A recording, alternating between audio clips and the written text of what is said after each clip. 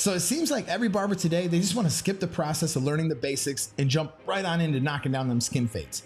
And how could they not when they're being bombarded with all these perfect fades, all this Photoshop work on the internet, and they're comparing themselves to that. And of course they want to go out and try to do that. And it's also a problem with YouTubers because if we release the basic stuff, we're gonna get destroyed in the algorithms. And this is how a lot of us are feeding our families now. So we can't really afford to put that stuff up. And that's exactly why I have the membership page where I can like fearlessly drop any content I want, any content I think might help you. You guys can make requests of me, and I've done that before, and we can really start to learn and kind of grow as barbers.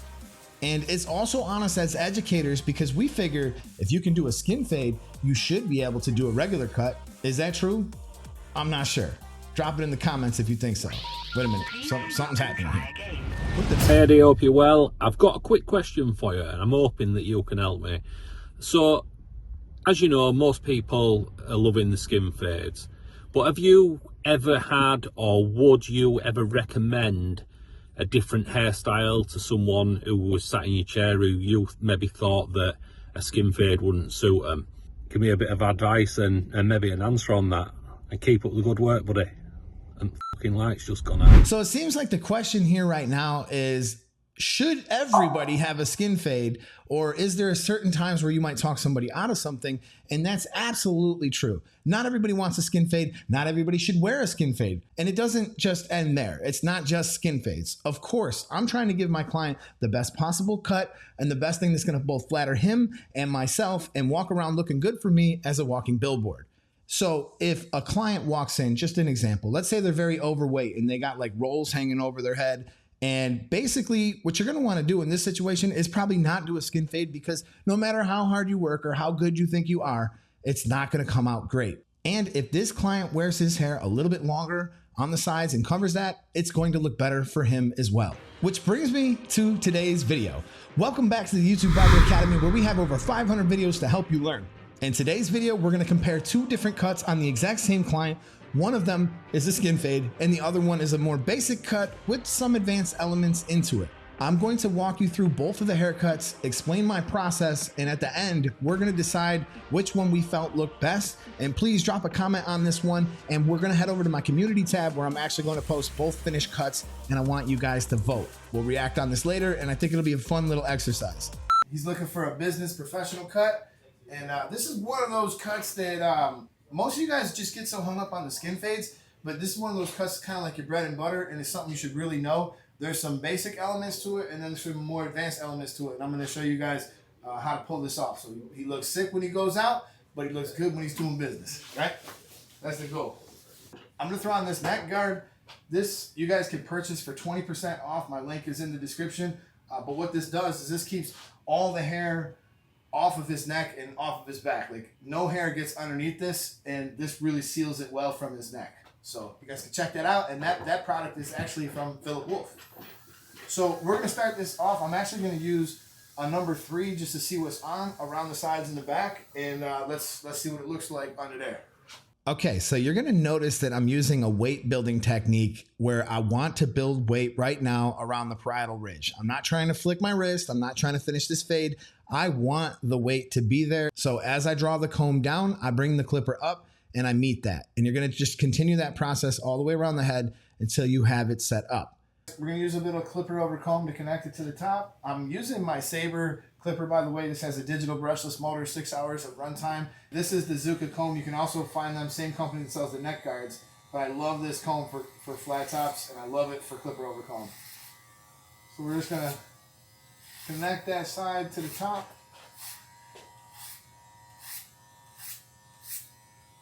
And then the next thing that we're gonna do is we're gonna blend out some of that line. And this is one of the more advanced techniques that you're gonna learn. It's clipper over comb. Now you're gonna notice that I was moving kind of fast when I was doing that technique. And the reason why I'm moving fast is because I've mastered this technique. Now, you don't actually have to move as fast as me. And for the beginning, for the basics, what we need to do is we need to hold the comb out on the angle that we want, and we need to cut it. Make sure the bottom of the comb is not being cut, because that's where your number 2 or your number 3 length, whatever you decide to launch from, you don't want to recut that. We're looking to cut that area in the parietal ridge and tip it out so that you can see how it's connecting to the top. And that's going to reduce some of the scissor work we're about to do, which we are about to cover in this cut. So beginning on the top in the Mohawk section, I'm going to put in my first guideline. We're going to be working with two different types of guideline. One is stationary, the Mohawk. And as you see me stepping off to the side, I'm actually using a traveling guideline as well as that Mohawk guideline for my reference. I'm just moving off to each side and I'm making my guide larger and wider as I go. And I'm going to continue holding my fingers 90 degrees around the whole scalp. So 90 degrees reflects the same shape as the scalp. So as long as your fingers are held like that, you're going to be able to pull off this technique. It's super easy. The next thing we're going to do is I need to kind of further refine that connection to the top right now. So I'm going to use a little shear over comb. I've now parted it where he likes to comb it. We're going to actually put a hard part in this cut as well. And I'm just going to go through and I'm going to detail some of that part of the blend, make it look a little cleaner. And then once I'm done with the shear over comb, I do everything I can first before I pull out any texturizing shears. I might pull out some texturizing shears and further refine it. And as you can see, my sneaky little pinky in some of those, you can see it kind of bracing and creating a little bit of a bridge from the scalp.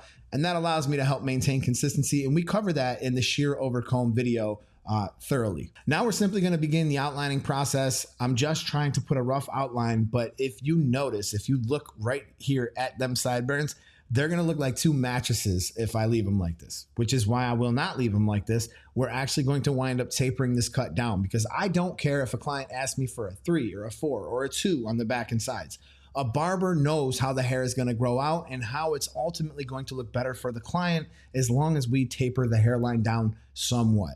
Now, in some weird circumstances, people are going to ask for dumb shit. That just happens. But by and large, you should be looking out for your clients and know that those sideburns are going to be the first thing to start bothering them. The back of the neck is going to look like a mattress full of hair, and that's going to start bothering them. So I want to get ahead of that stuff. So as I continue arching and doing my outline, I'm going to just travel down the sides of the neck. I'm not trying to get into the hairline because that's going to look bad when it grows back. I'm looking to just cut the hair that's overhanging the best that I can, but also I do want to make sure that it's straight. Now what we're going to do is we're going to begin the taper process. This is where I've switched over to my taper blade. It's actually on my sabers. It's a really forgiving machine, and on hair like his, it's going to show every little mistake, every little detail. So I'm just going to lightly flick with the blade open, and that's going to begin my taper, and then I'm going to start coming down little by little, closing that clipper blade. So as we get to the bottom of that, it's going to get easier. Now we're going to switch over to the number 1 with 2 clicks open. And that's kind of my tester, right? I put 2 clicks open because I want to test it and make sure of what it's going to do to the hair. And then if I feel like I want to close it, if I feel like I want to open it a little bit more, I can. And then I'm going to go back through with the half and I'm going to just refine this. We're going to move kind of quick because we got to get over to the skin fade side of this haircut. And if you don't feel comfortable using the razor, you can also use, I'm using the Rebel electric shaver. You can use an electric shaver to kind of detail those lines. This is kind of that process I was telling you guys about with the sideburns. I have the clipper completely open with a number 1 on, and I'm not trying to make extra work for myself. I'm just trying to taper down those sideburns to about a number 1. And if I do it right, I'm not even going to have to pick up another guard. We're just going to finish them off, outline them with my Essence razor, and you're getting pretty close to the end of this haircut. So the next thing I'm going to do is I'm going to blow dry the hair into the position that he's going to wear it. I'm going to put a little bit of product in it, and then I'm going to go ahead and I'm going to put in my hard part. So now that I got the hair kind of manipulated the way I want, I'm looking to put a very skinny hard part line in there. I'm more or less just creating something easy for him to find and part his hair, but I don't want it to take over the cut, and I don't want him to have all this grow back. I just want to have a very faint kind of line so he could see it, and it makes the cut really come together. And then in the front, we're not edging him up, we're not getting carried away here, we're not trying to get into the hairline. All I'm trying to do is just kind of knock some of those little hairs off that are not doing the right thing and create a very natural look that's going to grow back nice. And this cut is done. So check it out. That would be business casual. He's parted, it looks good. He looks professional like this, and I think this is a great look for a lot of clients. All right, y'all, here's a little close-up on the taper. You can kind of see that, and you can also see the neck strip, like 0 hair will get underneath except for the stuff that's still attached. So leaving your clients feeling clean, I just think that's awesome. Okay, this is visit 2. We're just gonna start right in on the skin line. I've talked about skin line positioning before. You guys can check out that video or phase 1, how we got here. But we're gonna begin with that open taper step.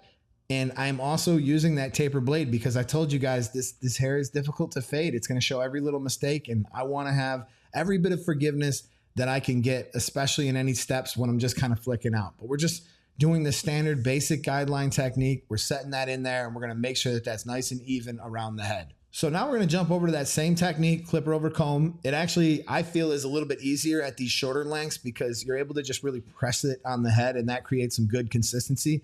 And as you notice, I switched over to the instinct clipper, which it's really strong. But one of the reasons why I just love it for clipper over comb is because it's really small and it feels super maneuverable. And especially with that comb, it just kind of glides across that comb and it makes this process easy. So once we have the top semi-connected, we're going to begin polishing out that line. And this is where I'm definitely going to need to switch over to a clipper that cuts a little closer. This has the fusion blade on it. So instead of the taper blade, I would struggle with that line. I'm not going to struggle at all. So all I'm basically doing here is what we talked about on multiple occasions. I like to chip in with just a couple of teeth and slightly open the blade. And I like to use the 2 teeth, 3 teeth kind of method where I'm just barely poking the teeth of my clipper into it and I'm chipping away at the line. That's kind of how you want to think of it, because if you hold it flat, it just gets so easy to make a mistake. And I would rather not overwork myself if I can avoid it. We're switching over to the number 1, the 2 clicks, and I'm going to begin the same process. It may look like I'm holding the blade flat, but I'm actually only touching the left side of it at this moment. And I'm just going to tap around from left side to right side until I got this process done. Now, the reason why I like to hover those 2 clicks first, that means just 2 clicks open, is because I just want to test it out, see what effect that has on the hair. And then I will open it and I will close it as needed. But in the beginning, with pretty much every guard, I try to go 2 clicks just to go right in the center. I know I can fix it and I know it's not going to be too short. We just got done doing the 1 1/2. I'm going to come back with the half guard. We'll come back and we'll touch this up a little bit with possibly the 2 or the 1 1/2, like whatever you got to do to kind of get those lengths to start connecting. And then of course, there is no better way to do this, like especially when you're getting to this point in the haircut. We're going to use shear over comb, which I skipped to save time. And I'm going to go ahead and I'm going to use the texturizing shears now. And a lot of you guys have questions about when should you be using the texturizing shears. And I would say, for the most part, do everything you can with shear over comb. You can get a lot done with it. And then when you're really trying to reduce density, like where there's just a lot of hair in certain spots, that's a great time to pick this up, relax a curl. There's quite a few different applications for it, but it can get you in trouble, especially on white hair, light hair like mine. You could cut a hole in it and you just, all right. So that's the finished cut for the skin fade side. Still did the hard part, did cut the top. We did everything the same. I just skipped a lot of that because you already seen it in the basic cut. And I hope that you guys are starting to see how these 2 cuts are actually connected more than you think. You can easily do the basic cuts and master them and then move on to the skin fades. And there's so many people out there who will wear the basic cut and they will love it. As far as the vote, please head over to my community tab. I'm actually going to leave a link in the comments to my community tab. I want you guys to vote on this one. I think it'll be fun to kind of see what you guys think. After seeing how the hair looked faded versus tapered, honestly, I could say he could wear his hair either way with confidence. It's thick, it's dark, and that always makes for a nice contrast in the blend. But I do think the tapered look was more professional for like looking for a job or something like that. Share your thoughts below. I'd be interested to hear it. And please don't just jump straight into those skin fades and stuff like that. You need to master some of this basic stuff. It's going to make your life so much easier when you do get into the more complicated stuff, because the truth is the skin fade is pretty easy to learn, but connecting from the sides to the top, that's one of those challenges that I've just seen a lot of people struggle with. And if you struggle with it, join my membership. All right, you guys, I hope that you enjoyed this video. I hope that you got something out of it. And if you could do me a favor, just smash that like button before you go, drop me a comment, maybe share this video. Anything that you can do to help would be greatly, greatly appreciated. This is the YouTube Barber Academy. I'm Mr. Eddie Barber. And if you haven't already, check out the best clippers, best trimmers, best shavers of 2023. And also we got some great membership content coming up for you guys who are members. Catch you guys in the next video. Peace. If any model agencies see this, just hit me up. It is a spot where I am. So it seems like every barber today just wants to skip the process of learning all the basic stuff and that was a little better. Let's try it. Take 3. Last one. I'm ready, baby. I'm ready. Every barber today, they just want to skip the process of learning all the basics and jump right on in.